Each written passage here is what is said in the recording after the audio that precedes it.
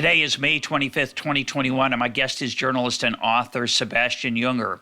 His latest book is called Freedom, which is our topic for today. He was last here in December of 2018 talking about his book, Tribe. Sebastian, welcome back to EconTalk. Thank you. It's a pleasure to be back talking to you. This book is an extended meditation, I would say, on what it means to be free. It's a strange book. It's a wonderful book. It's very short, one of my favorite things. Its context is a very long walk that you took, maybe 400 miles with some other folks. Talk about just the origins of that trip and what happened. Yeah, I took a couple of guys I knew in combat in Afghanistan and another combat photographer who was with one of my best friends when he died in Libya during the Civil War. He was holding his hand, and I got to be very good friends with this guy. His name's Guillermo. And what I proposed is that we get to know the country and each other and ourselves by the tried and true method of walking. And we decided to walk. No, we didn't decide. I told them what we were doing is walking up the railroad lines from Washington, D.C. to Philadelphia. And instead of going to New York as I'd planned, we swung west and headed for Pittsburgh. The railroad lines are this sort of weird, quasi-lawless swath of no man's land that is just about completely unscrutinized by society. It's all private. I mean, it's owned by railroad companies. So there's a lot of underbrush. There's a lot of abandoned buildings where you can sleep. We slept under bridges. We got our water out of creeks. And there's a lot of marginal characters out there like ourselves. And we were doing what we called high-speed vagrancy. We were basically vagrants, but we were moving very fast, 10, 15, 20 miles a day. Once we did 40 and 40 miles in 40 hours, and we're carrying 60 or 70 pounds. So a 40 and 40 carrying 60 pounds is, will break your body, right? I mean, it wrecked us, but we got there. So what we were trying to do, the railroad lines, they see America from the inside out. They go right through the center of everything. The ghettos, the farms, the cornfields, the rich suburbs. We were exposed to every aspect of American society, and I think every aspect of ourselves as people. I love that phrase, high-speed vagrancy. You don't talk much in the book about yourself. There's one moment at the end of the trip where you break down a little bit. You got some feet issues and you say, it's time to go back to life, and you do. But you do not reflect, you do not share with the reader many of your thoughts on what it was like to spend an extended period of time with a small group of people on a peculiar mission that you kind of created out of thin air. What was that like?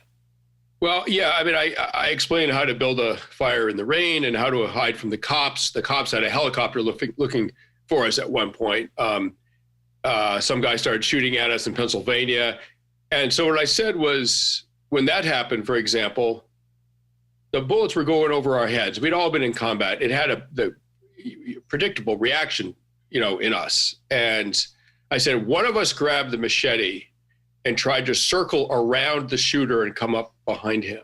And I don't say who it was because it doesn't matter. What I didn't want was to the focus of this story be us as individual people. As a journalist, I firmly believe that you are not the point. Sometimes your personal experience can illuminate something true and broader, but I didn't want us to become the sort of central characters in this. America is the central character, and freedom is the central character. And I should say, freedom's a misused word. It's been bastardized in the political conversation, dragooned into service for all kinds of nefarious purposes. Like, I could go on about how the word's misused.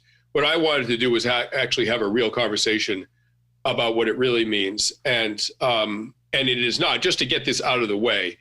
Some people will be disappointed by this, and some people will be happy I'm saying this. I'm not talking about metaphysical freedom. This is not a meditative or philosophical inquiry. It really is about, as animals, humans are animals, we're social primates, what allows us to remain free of the control of a more powerful person or society. That's what freedom really means. And It's accomplished through three primary tactics. Either you run away, or you outfight them, or you outthink them. So my book is divided, we can get to it later, but my book is divided into run, fight, and think. We're not going to reflect on the personal part of it now, even outside the book. Do you want to say anything about what it was like? That's okay. Yeah. I'm just giving you a hard time. Yeah, no. Sometimes I lose my focus, right? Because these ideas are really interesting to me. My own personal experience is less interesting, but I think I actually do make it clear in the book that the experience was physically, again, at the animal level, it was brutally hard. It was very cold in the winter. In the summer, we were walking through 110-degree heat index with 70 pounds. One guy started to pass out. Another one of us had to take his pack, so then they were doubly loaded. It was really, really hard. And I do also talk a little bit about what it feels like to be interconnected and interreliant on a small number of people existing, sort of in a place, and I would argue in a universe that doesn't care what happens to you. What that feels like, it feels extremely good. It feels very reassuring. I feel like I was sleeping under a graffiti-covered bridge on the side of the railroad track somewhere in Delaware.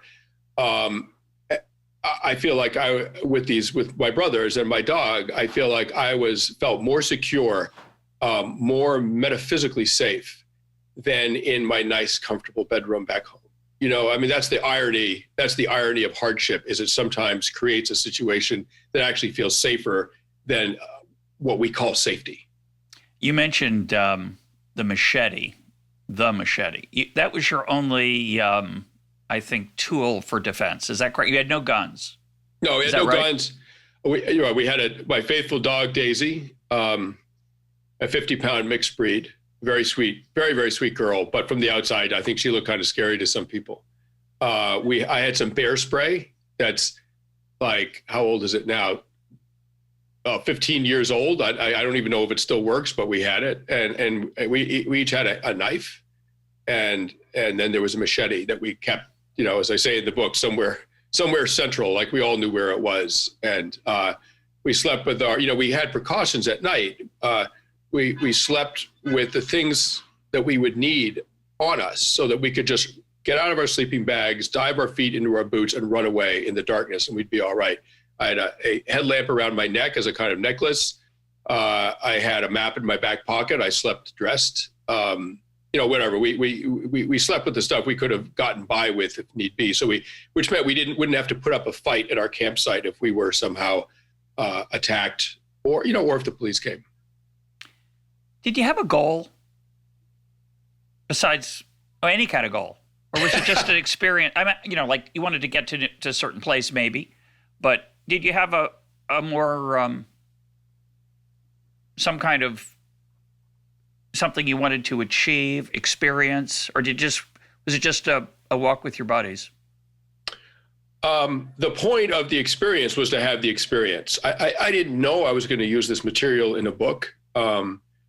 Because I'm a writer, I kept notebooks, and at the end of every day, when the guys would go to sleep, I would sit there with Daisy, and I would sort of write down my thoughts, my memories of that day. Sometimes during a break in the walking, we would try to take a 5 or 10 minute break every hour or so. So sometimes I'd use the breaks to write things down, but I didn't think I would use it for anything. But in a deeper sense, which is I think what you mean. No, I didn't think that there would be some kind of like utility to this in an overt way. I wanted to have the experience of walking through America and watching myself adapt and watching what happened with my buddies, with my brothers out there. Beyond that, it didn't seem like, if I do this, I'll be released from my psychic pain and will be able to move on in my life. I was in the middle of getting a divorce. I don't talk about it, obviously, in my book because I didn't talk about it during the trip. One of the other guys, there was 4 of us, and one of the other guys was getting divorced, in the middle of getting a divorce too. And in both cases from women that we each really, really loved and cared about. But the marriages just weren't working. And neither guy, it may say something about us individually or about men in general, I don't know, but neither one of us who was getting divorced mentioned it, although everyone knew. And neither of the other guys brought it up. And for 400 miles, right, over the course of a year. So it's not in the book because it wasn't in our trip. At the very end, I felt it did become part of the trip in the sense that I got to this stopping point, and you don't know your stopping point till you arrive, really, I think. And all of a sudden, we were sitting in Connellsville, and it was a brutally hot day. We'd been walking for days in this incredible heat.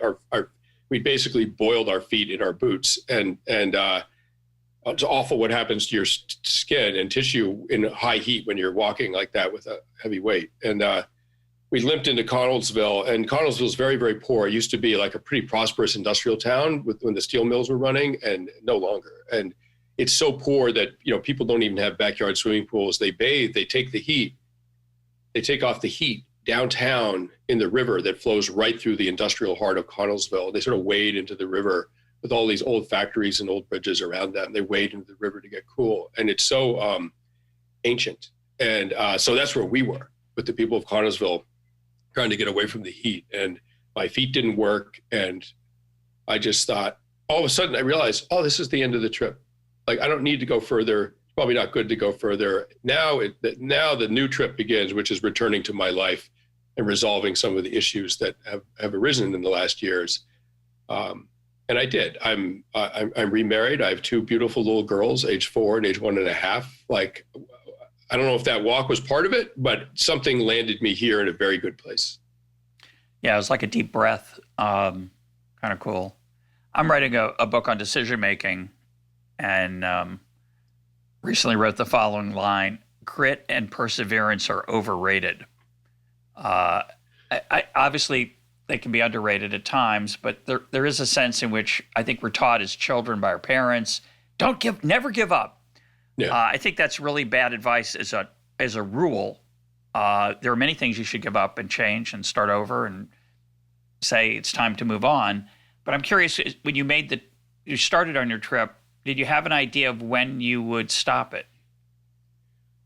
We had the vague idea of going to Pittsburgh, and to going specifically to a place called Jumonville Glen, which was about 15 miles outside of Connellsville, up in the hills. It was basically a seminal battle that very few people remember or are aware of. George Washington was a 21-year-old lieutenant, and he led a militia force into the wilderness to confront a French patrol led by an officer named Jumonville. And he had some Seneca with him. Washington had some Seneca with him, were basically his trackers and his scouts. And they led Washington and his men to Jumonville's encampment underneath this little cliff outside Connellsville. And they ambushed the French at dawn, and the French surrendered after some casualties. And while they were negotiating, one of the Seneca, a war leader named the Half King, Tenegri's son was his native name. He was known as the Half King. He ran forward and buried his hatchet in the back of the Frenchman's skull because the French had killed his father. And that precipitated a diplomatic disaster.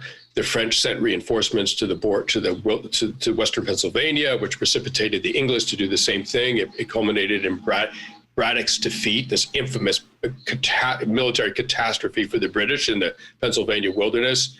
And that eventually turned into the 7 Years' War, the French and Indian War, which the British won. And had they not won it, and had the war not happened, the colonists probably would not have dared rebel against the English government because the French were right on their doorstep. Well, that war got rid of the French on their doorstep. So a lot of things happened from this unknown spot in this, this little clearing below a cliff in the woods in Pennsylvania. And, it's some kind of state park or something.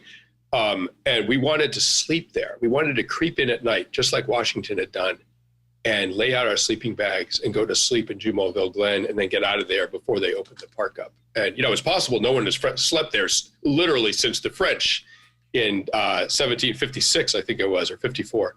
There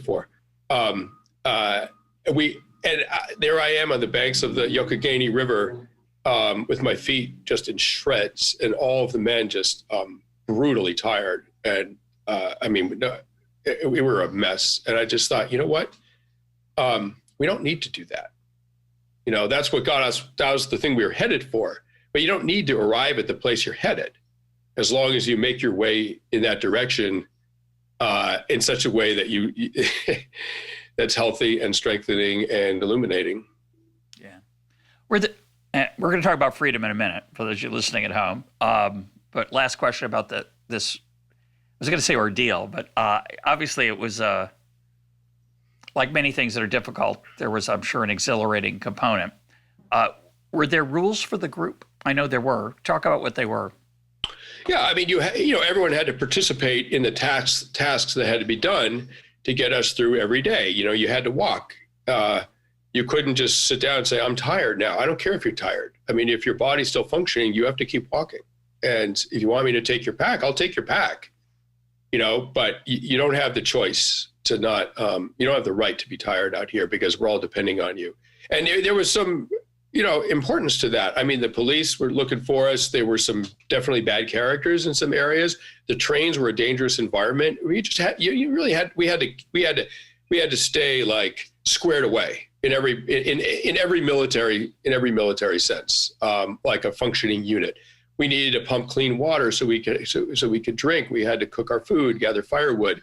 If it was going to rain, we had a cheap tarp that we'd string up. We'd sleep under the tarp. We had to get all this stuff done. We had to be on the lookout for people that might hurt us or arrest us. It wasn't outrageously hard, but it took a lot of coordination, and no one had the choice to say, no, I don't think so. I don't feel like it. That was just not one of the options. If you did that, you weren't part of our group. You were something else. What proportion of the waking hours were spent in silence, would you say? Oh, God. 90%? Yeah, that's what I figured. Okay. Something like that. But not that we weren't in unison, though. I mean, one of the things I talk about is cadence. And there's this odd thing that can happen when you're walking, either by yourself or in a group, where you're tired at first, and then your body kind of gets into a rhythm, and then it gets into a kind of like super rhythm. And when you're in that state, particularly with some other people, you feel carried along by the unity of the group. It doesn't even feel like you're walking. And, we had 70 pounds on our back, right? Standing up was hard, forget about walking. And you're in that state when, no one's really talking. You're just digging your body in a way. Like it's like, feels so good to be alive and moving and watch your body do this thing. Unstoppable. And I know I was in that state, and it was a kind of a blessing. Because the alternative is to have to sort of, makes a small effort, a small decision to make each step. And that's exhausting. And you can do it, but it's not a good, easy way to go. So when you fall into cadence like that, continuing to walk felt easier than stopping. When you didn't feel like stopping because that looked harder than continuing to walk, you're in cadence, you're Superman. And that can take you for miles and miles and miles. That's a form of communication, right? It's just not verbal. Oh yeah. My friends may find this, and listeners may find this hard to believe, but when I was 22, I ran the Chicago Marathon. And wow. I ran it as I did a 10-minute per mile pace, and I kept it religiously, not because I meant to, or just what happened. I knew I could keep a 10-minute mile pace. And then there's a point where what you're talking about happens where, first of all, you're totally in tune with your body because I'm listening. Yeah. I'm paying attention the whole time, waiting for something to go wrong. All my sensors are on.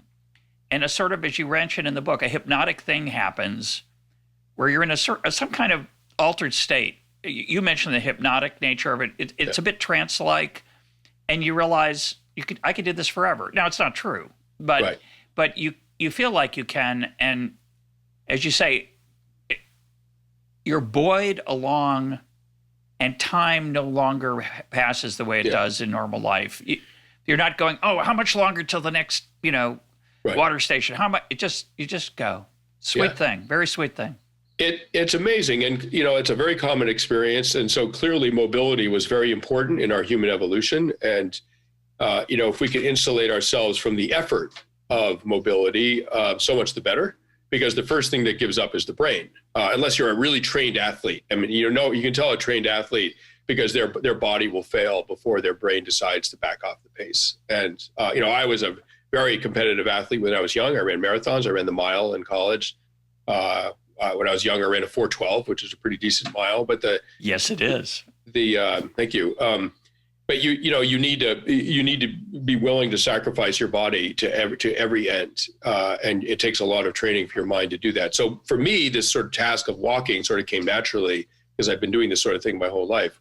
But I mean, what I would say is that when you don't give in to the sort of like pathetic appeals of your body, when you don't give in initially, right, there is a kind of freedom in that. You're sort of like you're freed from the tyranny of fearing discomfort, and fearing pain, and eventually your body will just collapse. I mean, there are limits to what you physically can do, but when you don't negotiate with your body, when you say, sorry, this is what's happening, shut the hell up and keep walking, there is a kind of liberation there. And even in intoxication, the human record for 1,000 miles is 10 days. Someone ran 100 miles a day for 10 days. Like, just think about that. It's absolutely extraordinary. Clearly humans are adapted to move, and that's exactly what we were doing. And it's what has given people freedom for thousands and thousands of years. So let's get into the freedom part. You write something about what you call balance, the loyalty to a group in exchange for freedom. And here's what you wrote.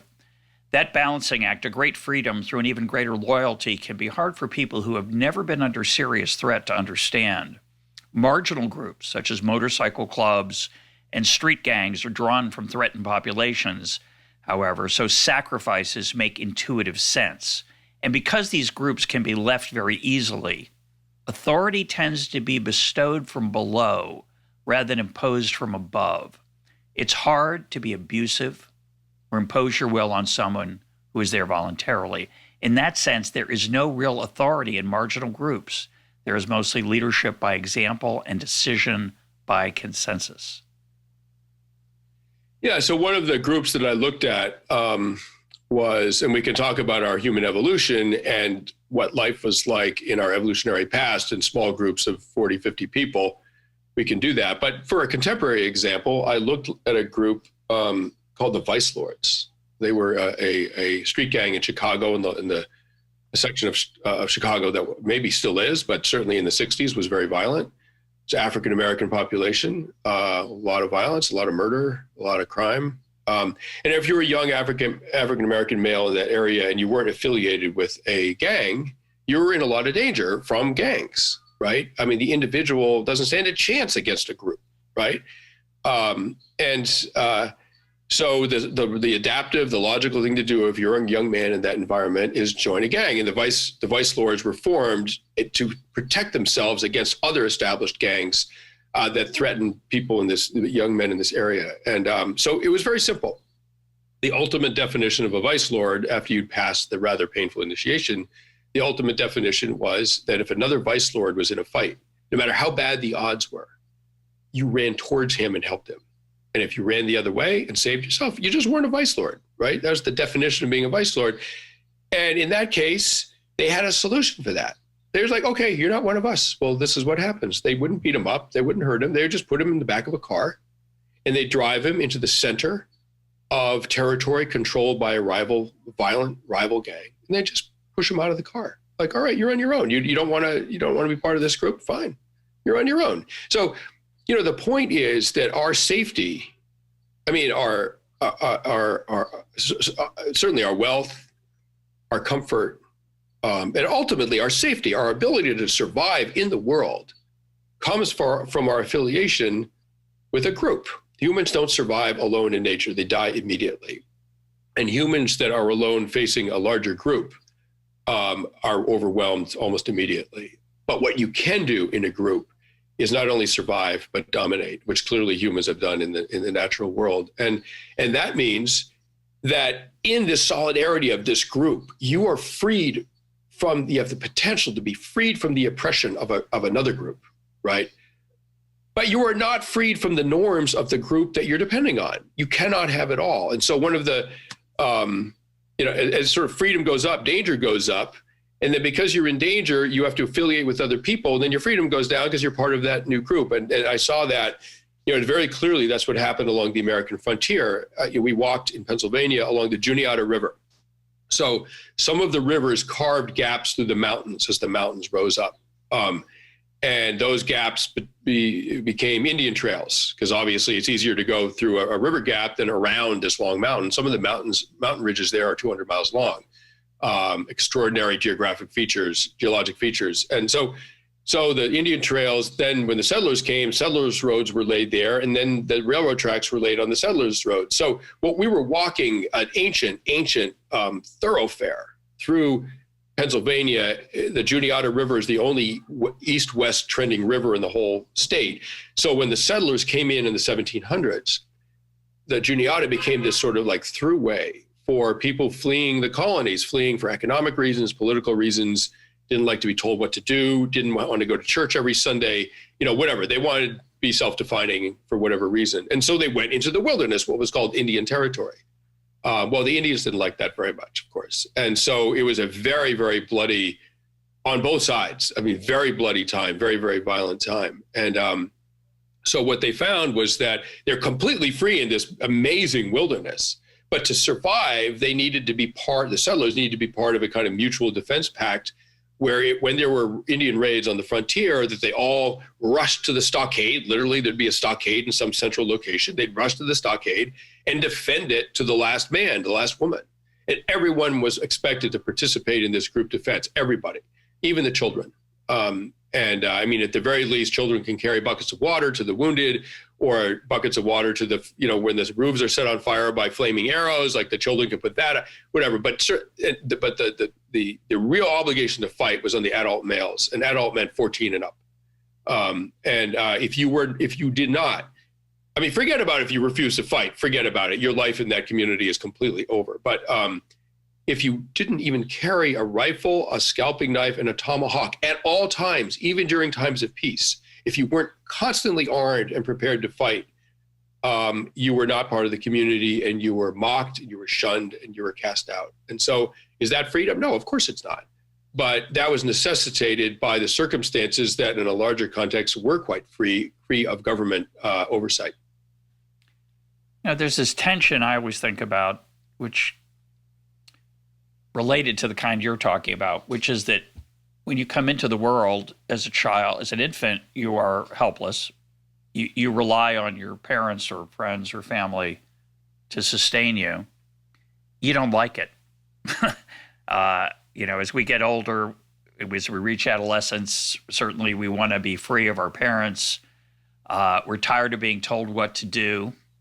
And then if life turns out that way, we become parents and we get to boss around some other little creatures. Yeah. And we kind of like it because we endured this being bossed around thing, the hazing, and now we get to impose it. And I think it's very hard for people to respect and remember what it's like to be told what to do. So I think this tension runs through our political system. It runs through our families, and it runs through our workplaces. You talk about, Nassim Taleb also talks about this. You work for a large corporation, you usually get taken care of pretty well financially, often.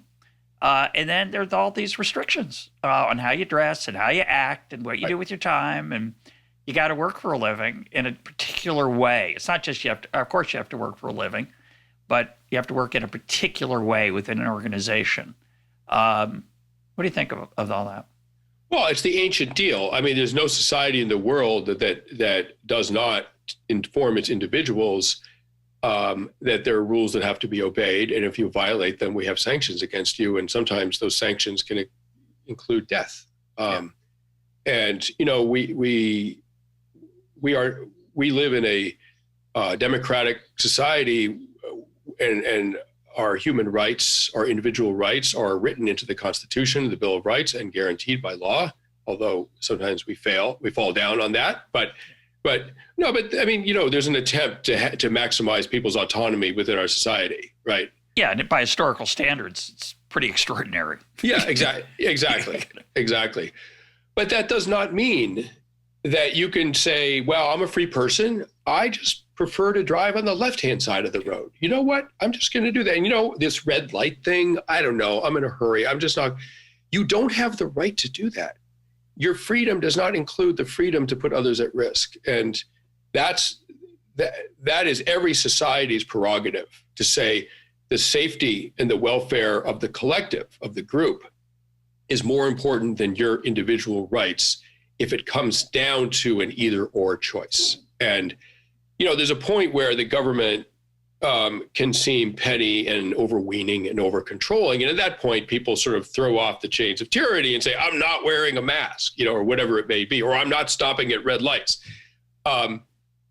It's understandable in a sort of human sense, like who wants to be controlled?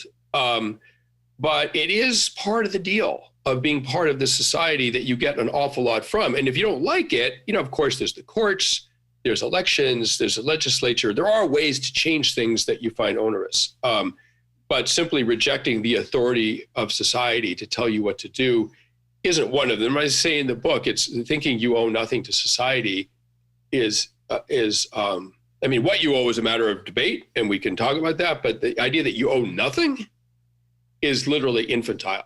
Like only children owe nothing. And as an adult, that's a impossible fantasy. I think the problem is that word owe. I believe that a good human being has certain responsibilities, but I also I understand that everybody wants to carry them out, and that imposes costs often on other people. Right. Of course, part of what we're talking about here is, the government is parent, and if the government were a loving parent, I think we'd be happier wearing our masks or stopping at red lights. I think the challenge is when we perceive that the government is not acting like a parent, but is enhancing someone else's pocketbook, say at our expense, or putting my life at risk and ignoring the danger I'm in because they have certain friendly groups. That's where tyranny comes. And yeah, absolutely, absolutely. I think that's the balance that is the American debate forever going forward. We're in the middle of it now, I think, in a different way than we usually have been. But yeah, I absolutely agree with you. And, society doesn't have a big problem trying to figure out how to handle what you call the good people, the responsible people, right? The big problem is, how do you handle the irresponsible bad people? And you need the same rules for everybody. And how do you keep those, quote, bad people from harming us without infringing on what feels like the freedom of the good people? How do you do that? I would love it if we didn't have traffic rules, right? How awesome. Except there's a lot of bad drivers out there that would take advantage of that and get people killed. So we have traffic rules, right? And even when there's absolutely no traffic at 2 a.m. on the cross street, you stay at the red light, or at least I do. I know some people don't. So you're right. Some do, right? But what a police officer would say, I think, or what a judge would say, if you ran that red light and were somehow caught, the judge would say, look, in that specific circumstance, you're right, there is no risk. But there's a broad risk if rules are followed only at the discretion of the individual. Sure. So you're going to have to pay the cost of that larger concept that keeps more people alive. And I think government that acts in the way that you described, being prioritizing certain groups and enriching themselves and all that stuff, actually isn't government. At that point, it's a criminal cartel and must be called out. A government, almost by definition, is something that's acting with the interests of the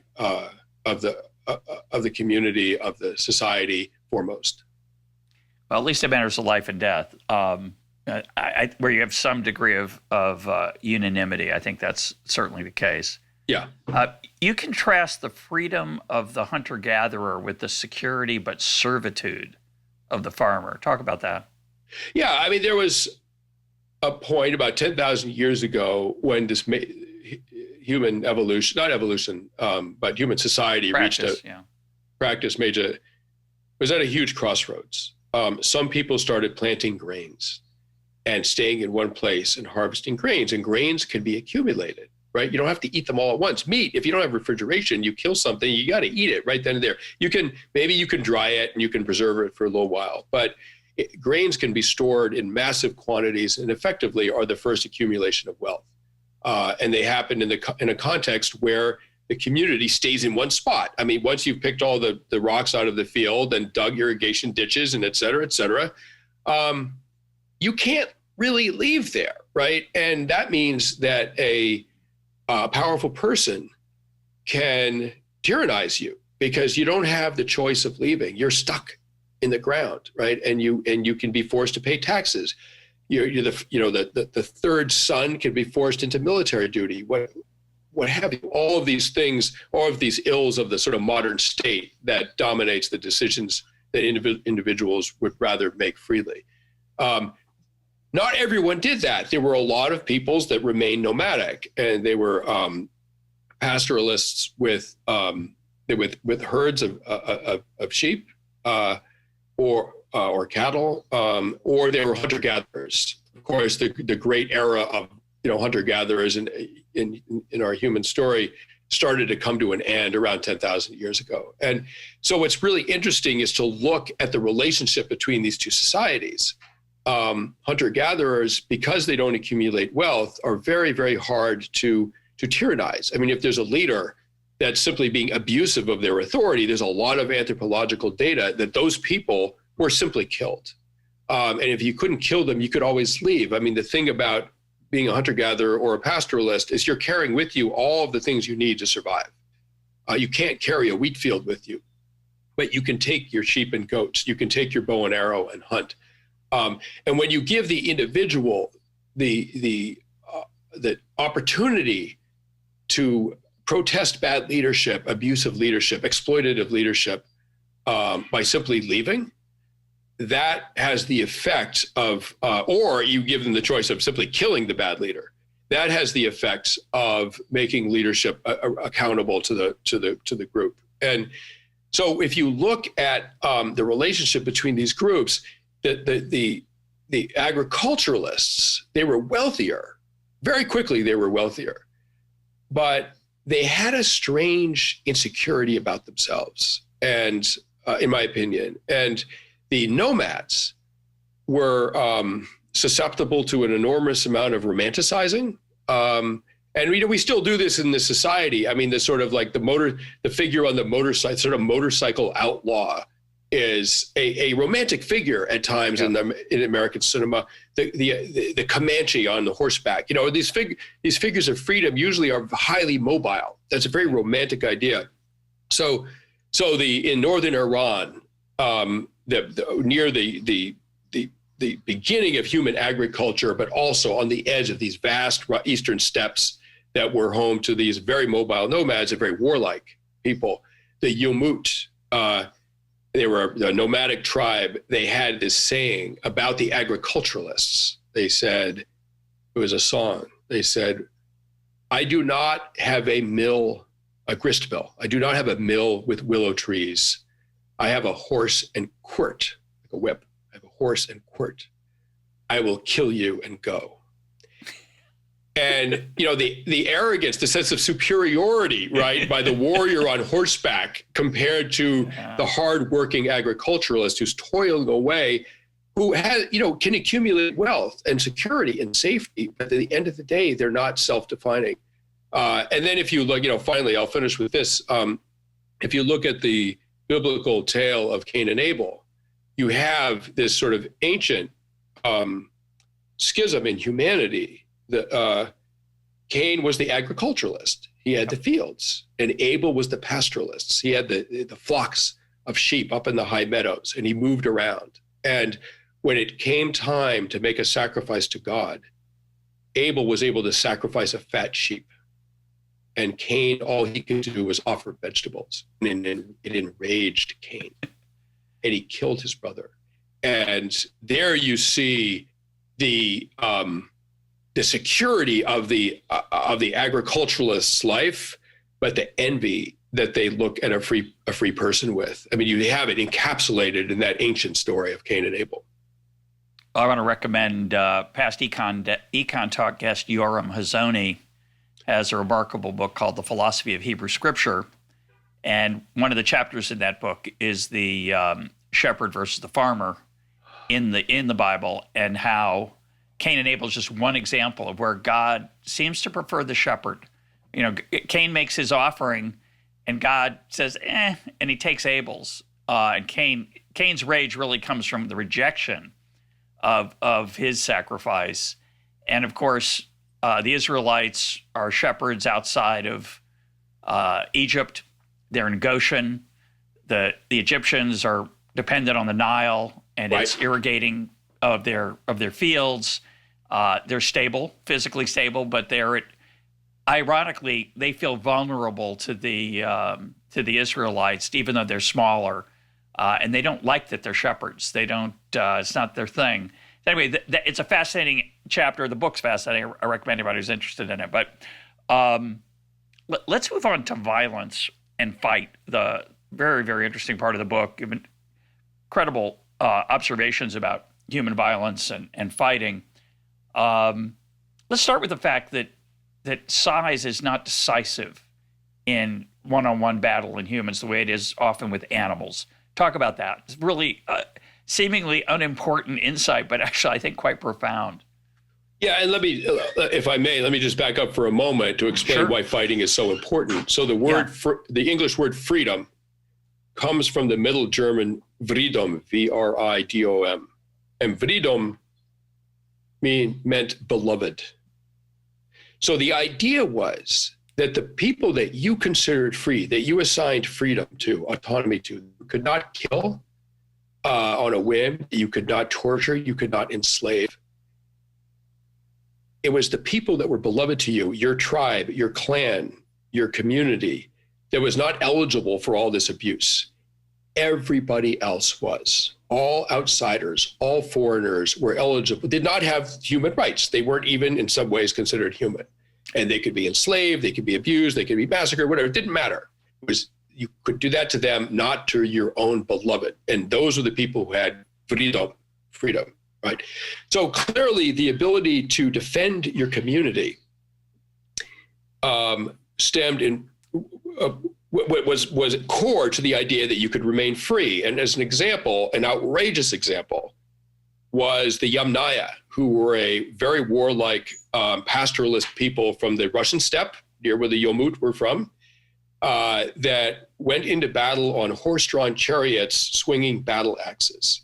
And they traveled without women, all male groups on these war chariots, and they cruised through Europe. They were sort of like the first criminal motorcycle gang in a way. Like, they were very mobile, they were very violent, and they were just sort of intent on basically on rape and plunder. And they cruised through Europe, and they wound up in the Iberian Peninsula. And over the course of about 100 years, 5,000 years ago, during the Neolithic era in Spain and Portugal, the Yamnaya killed all of the men. All of the men in the Iberian Peninsula were wiped out by the Yamnaya. They presumably mated with the women, and the descendants, today's descendants in Spain, mix female DNA from the Neolithic in Iberia with the male Yamnaya and other immigrant groups that came in afterwards. So the ability to defend your borders, to your community from a violent outsiders is crucial to your ability to remain free. The Iberian men lost their freedom in the most radical way possible. They were wiped out. They were scrubbed from the human gene pool, right? So that means that the ability to fight becomes integral to preserving your freedom. And what's very interesting about humans, as you said, and just talk about this in the book a lot, is that if you look at other mammalian species, typically the largest male can either outfight everyone else or just out-intimidate them. The largest elk, the largest grizzly, when they're quite close in size, then there's a struggle, a dominant struggle, but size and strength usually win that fight. Interestingly, with humans, there's a different dynamic. Skill, really fine skill comes into play. And you could see that in mixed martial arts, in boxing, that size is not a very good predictor of outcome. I mean, if you have a huge guy facing a very small guy and you're pinned into a small enclosure like the MMA octagon, size can dominate. But actually in the natural world, a smaller person is so much more mobile, and it gives the large, strong person an impossible task, which is to corner them and suppress them. And so, I looked at the sort of physical dynamics of a fight. I mean, literally of a fist fight. Like, how does that work? And so basically, like, it takes 0.04 of a second for your fist to go from here to here. right? 400ths of a second. To extend your fist. To extend your fist in a jab, right? And you hit someone with a good punch, they're unconscious, right? I mean, one good punch, the fight's over, right? 400ths of a second. It takes 1100ths of a second for the brain to perceive something coming towards it. So it should be that every time someone throws a punch, it connects because the other person can't react fast enough to get out of the way. But that's not what happens. The body is very fast, but it's very revealing of its intention. So when you're getting ready to throw that punch, your body signals it in very subtle ways. And the mind might be slow, but it's very perceptive. And you can detect that a punch is going to come before the puncher has even initiated the punch. And you can even tell which hand it's going to come from. And so they've done all these tests of unconscious perception. And it is the human ability to detect intention is so acute. They showed 2-second videos of professional poker players moving their chips in to make a bet, right? And these are people that didn't even know how to play poker. And with 2-second videos of just the arm movement of moving the chips into the center of the table by professional poker players, they had a far better than the observers had a far better than average chance of knowing who had a winning hand. Humans signal all the time their state of being. And so that means that a smaller fighter, I mean, it takes very little effort to slip a punch. It takes a lot of energy to throw a punch. So a big guy throws 10 punches in a row, a small guy slips all of them. Now you've got an exhausted big guy and a small guy who's like still doing okay. And that dynamic scales up as well, so that you have situations like the Montenegrin tribes. The tribes of Montenegro in the late 1500s, early 1600s, were invaded by the Ottoman Empire, one of the most powerful military entities in the world at the time. They were outnumbered 12-1.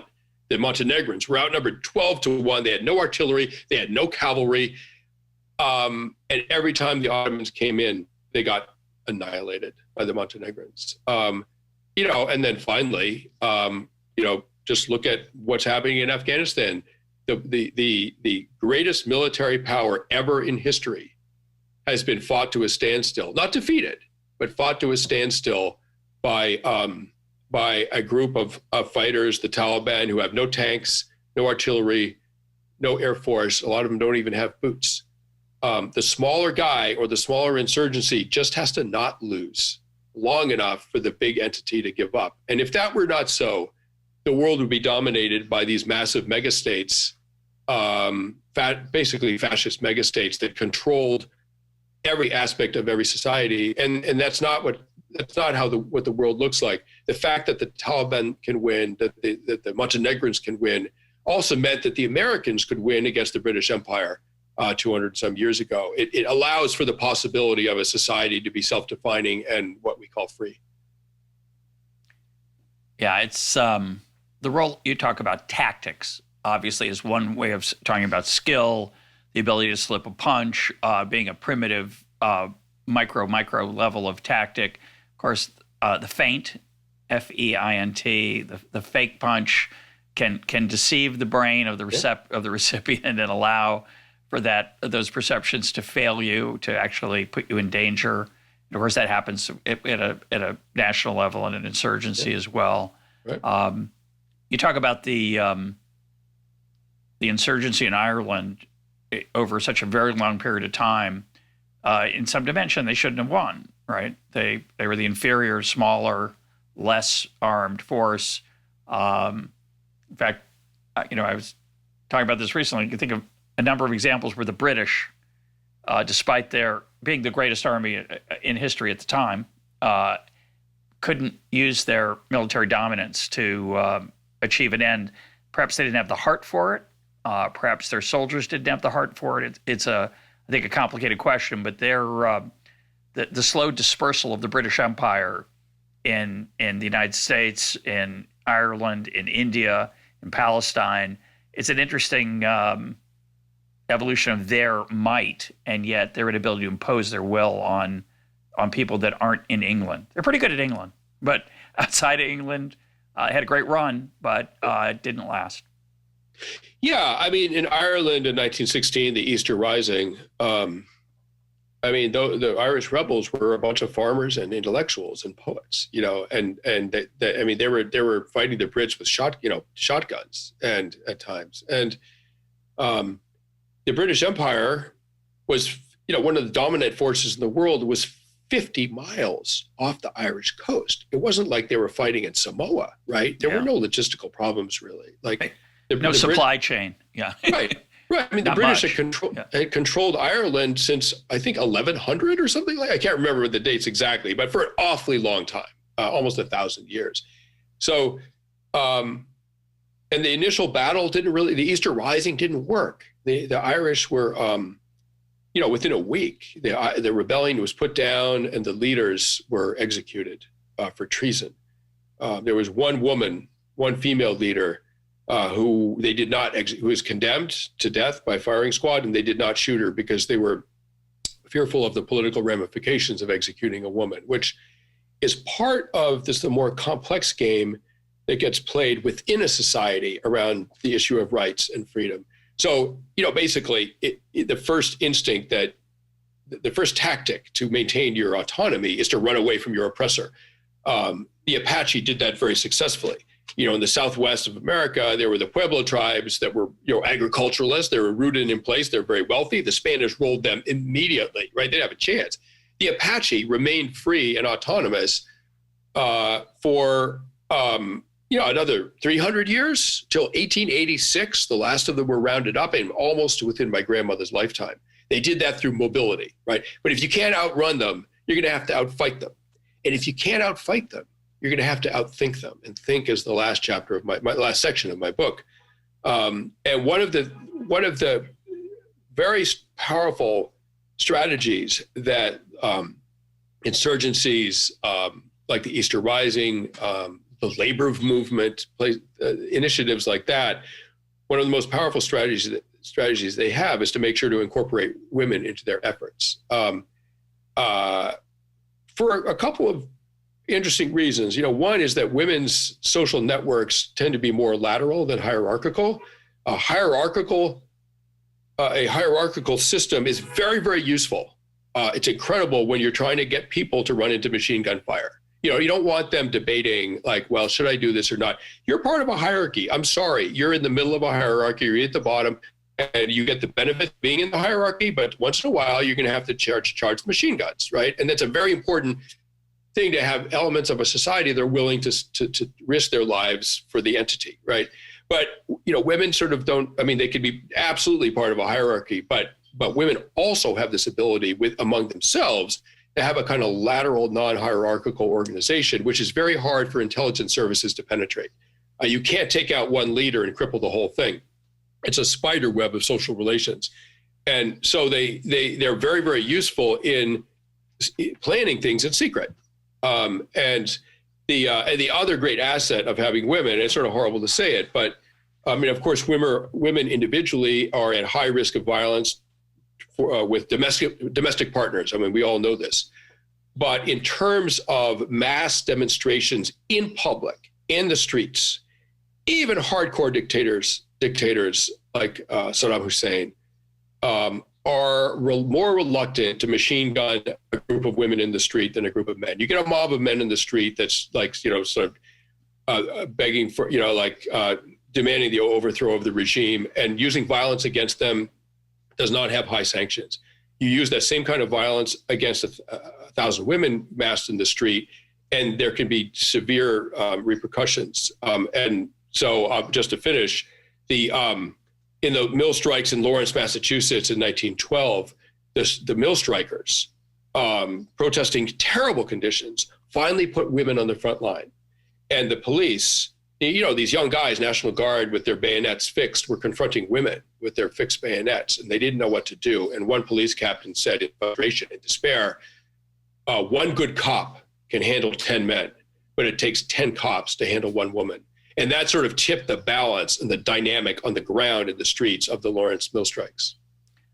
Yeah, I don't remember the details, but there was a strike of German women against Hitler, which was unimaginable in any other context or setting, where they complained about, I can't remember what it is now, it doesn't matter, but it's a fascinating observation. until 2008, I think a lot of economists came to believe that we've kind of figured things out, and economic fluctuations were a thing of the past in any large magnitude. And 2008 comes along and we get a wake-up call. And I think there's a similar wake-up call coming or has arrived about our nature in the political realm. I think there was a naivete, maybe 2000 and 9/11 was the beginning of that end of that naivete, but a certain belief that people have gotten pretty civilized and we treat each other better and we're less discriminatory. A lot of groups that used to be marginalized have had more rights, and we've kind of become more civilized. And I don't believe that. I'm pretty confident you don't believe that. I think you believe, as I do, that I like to say the veneer of civilization is thin, that we're violent animals at heart, that civilization keeps that at bay. And, our political process, which used to be somewhat Marquis de Queensberry kind of rules of give and take, and it's become a lot more of a blood sport. It always has been. I don't want to be naive about it. But I feel like the darker side of humanity is coming to the fore in the last 10 years, 20 years. Yeah. Talk about that. Do you agree with me? Yeah, it's not politically correct. We're supposed to, think we're at some we used to believe we're at some kumbaya kind of achievement from the Enlightenment. And I think we're in dark times. Well, yeah. First of all, I would sort of, let's talk about the word civilized and civilization. If you have the long view of human evolution, most of which was comprised of small groups of interdependent people with very little social or political stratification, and leadership that was really very directly flowed from the consent of the led. Those are very, very egalitarian terms to lead one's life on, and it was the accumulation of wealth, agriculture, and the accumulation of wealth that allowed for the accumulation of power, and very quickly the abuse of power. So they looked at the Native American tribes in North America pre-contact. And what they found was that in the tribes, like along the Northwest coast of Northern California, where it was possible there are certain spots along those rivers, there was a great wealth in catching mass quantities of salmon and drying them, right? It's like freeze-dried, basically like dried food, dried protein. You could accumulate that. You could feed a huge army of warriors that could then conquer, et cetera, et cetera. So what they found was that you're able to monopolize the salmon fishery by physically taking control of the very few spots along these major rivers where the salmon runs are the most intense. And the societies that did that immediately created a nobility class that had slaves. Social stratification began immediately. And in the tribes where there was no ability to accumulate wealth or monopolize the means of production of wealth, of food, in 90% of those tribes, there was no social or political stratification, no significant differences in wealth, in income. So what I would say is that society has actually allowed for the accumulation of wealth. Modern industrial agricultural society has allowed for the accumulation of wealth, but because capital investment must be protected, along with that came laws that protect capital, the loaning of money, and along with those laws came laws, as Yuval Harari points out in his brilliant book, Sapiens. Once you protect money, you have to protect the people that lend the money, and then suddenly you have human rights law. So capitalism is associated with the rise of human rights law and eventually international law. So what we have in civilization is mostly violence-averse nation states that have agreements with each other to more or less keep the peace and keep the economy functioning on a global scale. But meanwhile, within those nations, we are living in ways that are almost antithetical to our human evolutionary origins. We have very high rates of anxiety, of depression, of suicide, of addiction. All of these sort of psychological and social, emotional ills that people are vulnerable to, they're sky high in the wealthiest societies in the world. So what's showing through? Is it a thin veneer of civilization, where the animal underneath, or really, you could flip it around and say their great good has come from civilization. Scientific breakthroughs. We could have a 3-hour conversation about the benefits of quote civilization, but what it doesn't do is it does not maximize the things that make the human animal feel content and meaningful and safe in their lives. Basically what does that is the proximity of people they love, and vridom, being part of a beloved group, which is autonomous and self-defining and not under the oppression of a larger force.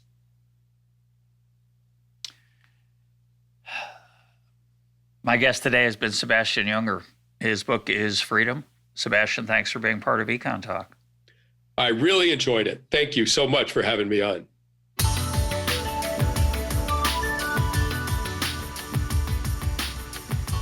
This is EconTalk, part of the Library of Economics and Liberty. For more EconTalk, go to econtalk.org, where you can also comment on today's podcast and find links and readings related to today's conversation. The sound engineer for EconTalk is Rich Goyette. I'm your host, Russ Roberts. Thanks for listening. Talk to you on Monday.